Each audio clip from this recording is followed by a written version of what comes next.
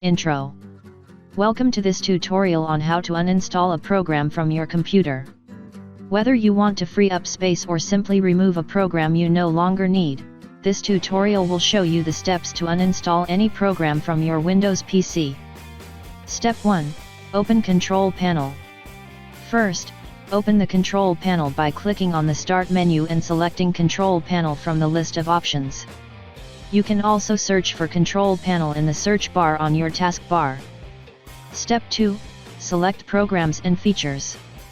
Once you have opened the Control Panel, click on Programs and Features. This will display a list of all the programs installed on your computer. Step 3. Select the program to uninstall. Find the program you want to uninstall in the list and click on it. Then, click on the Uninstall button located at the top of the list. Step 4. Follow the Uninstall Wizard. The Uninstall Wizard will guide you through the process of uninstalling the program. Follow the on-screen instructions and select the appropriate options as needed. Step 5. Restart your computer. Once the uninstall process is complete, you may be prompted to restart your computer. If so, save any unsaved work and click on the Restart button to restart your computer. Step 6. Confirm the program is uninstalled.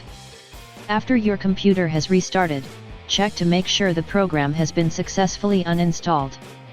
You can do this by going back to the Programs and Features list in the Control Panel and looking for the program in the list. That's it.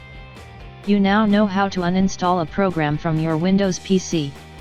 If you have any further questions or need additional assistance, feel free to consult the program's documentation or contact the program's support team.